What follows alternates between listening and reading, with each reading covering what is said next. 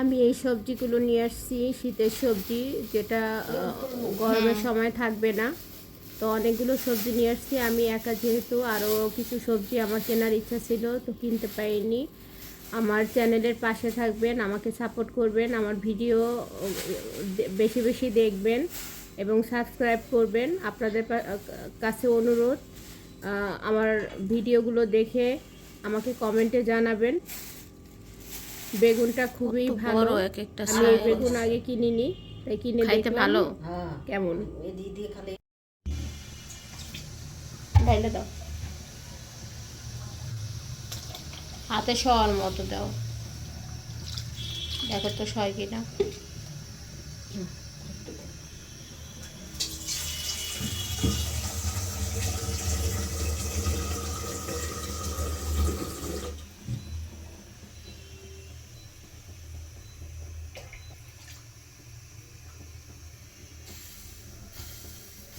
না ওটা আবার ফেল দেবো, দিয়ে পান দেবো। ওটা ফেল দিয়ে পান দেবো আবার।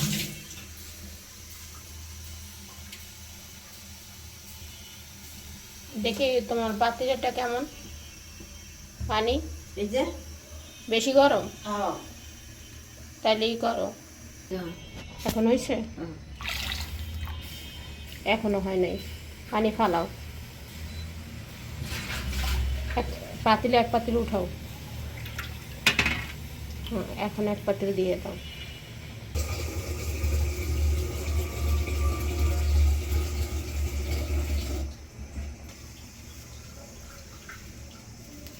লবণ দিবা কোনটায় জানো?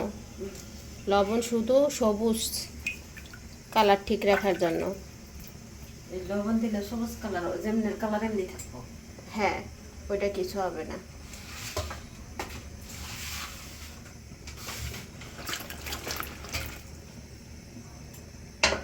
তোমার তারে নেই দিলাম জালি। ওই যে জালি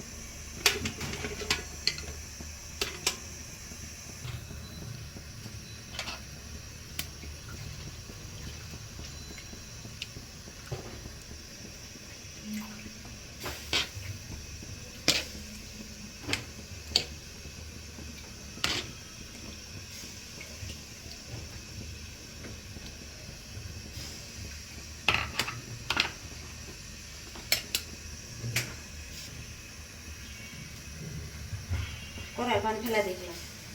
হ্যাঁ,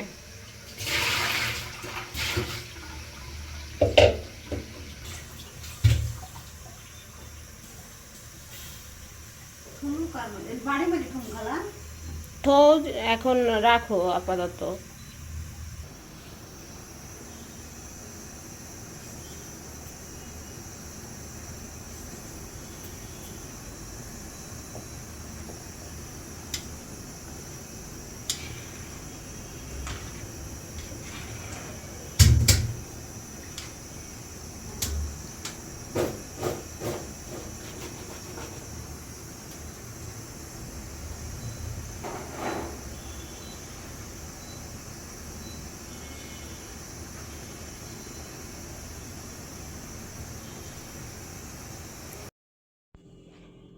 আমি এখানে কিছু শীতের সবজি সংরক্ষণ করে রেখেছি। এটা ধনে পাতা, এটা হচ্ছে পাতাকপি, পেঁপে, এটা হচ্ছে মূলা, এটা বেগুন, এটা পেঁয়াজের কালি, এটা শালগম, এটা সিম, ফুলকপি, ব্রোকলি। কালারগুলো খুবই সুন্দর, একটু ডিসকালার হয়নি। সবুজ যে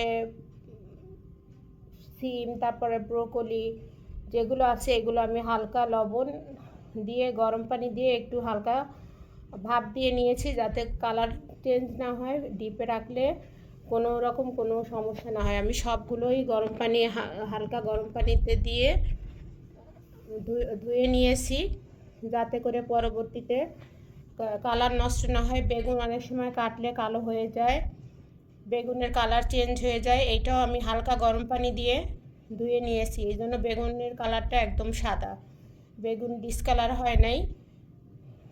তারপরে পেঁয়াজের কালার একেবারেই সবুজ, হালকা লবণ দিয়ে আমি একটু গরম পানি দিয়ে ধুয়ে নিয়েছি। কিন্তু সিদ্ধ করা যাবে না, সিদ্ধ করলে কালারটা একবারেই চেঞ্জ হয়ে যাবে। এতে আপনারা ভাজি করে খাওয়া বা পোলাওতে দেওয়া যে কোনো কিছুতে আপনারা দিয়ে রান্না করে খেতে পারবেন।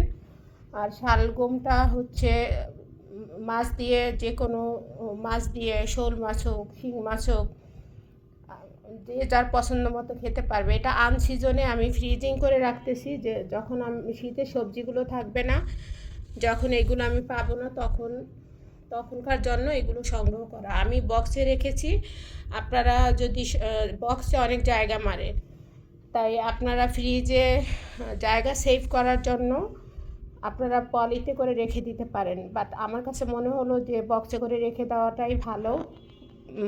পলির চাইতে পলিতে দিলে হয়তো বেগুনটা ভেঙে যেতে পারে।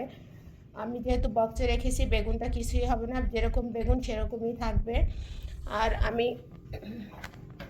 পাতাকপিটা আমি আগেই ফ্রিজে রেখেছিলাম, এটা আমি সিদ্ধ করিনি, কিন্তু এটার কালারটা দেখেন একেবারেই ঠিক আছে।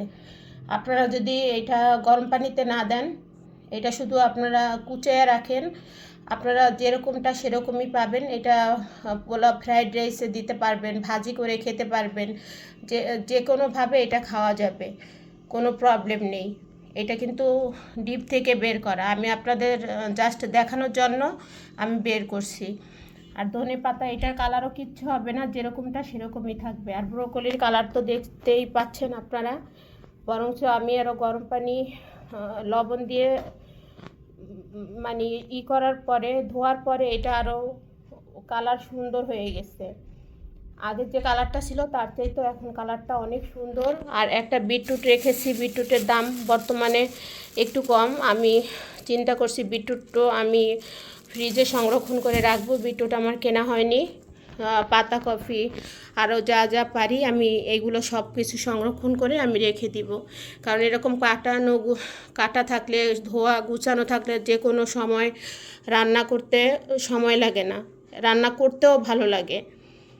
তো আমার ভিডিওটা কেমন হলো আপনারা জানাবেন। এগুলো সব এখন কাটাকাটি করলাম, সব কিছু গুছালাম এক হাতে, কারণ আজকে আমার বুয়ার খালার একটু প্রবলেম ছিল ওনার বাসায়, এই কারণে ওনাকে ছেড়ে দিতে হয়েছে, উনি চলে গেছে। তো আমার ভিডিওটা কেমন হলো আপনারা জানাবেন। আর আপনারা সংরক্ষণ করে রেখে দেখতে পারেন, উপকার হবে, ভালো লাগবে। আপনারা আমার মতো করতে যাবেন না, এখানে জায়গাটা অনেক মেরে যাবে, কারণ আমার ডিপ ফ্রিজে রাখবো, তো এই কারণে আমার জায়গার স্বল্পতার কোনো কারণ নেই। ডিপ ফ্রিজ অলরেডি অনেকটা খালি। আপনারা পলিতে করে রাখবেন, আপনাদের জায়গা অনেকটা সেফ হবে।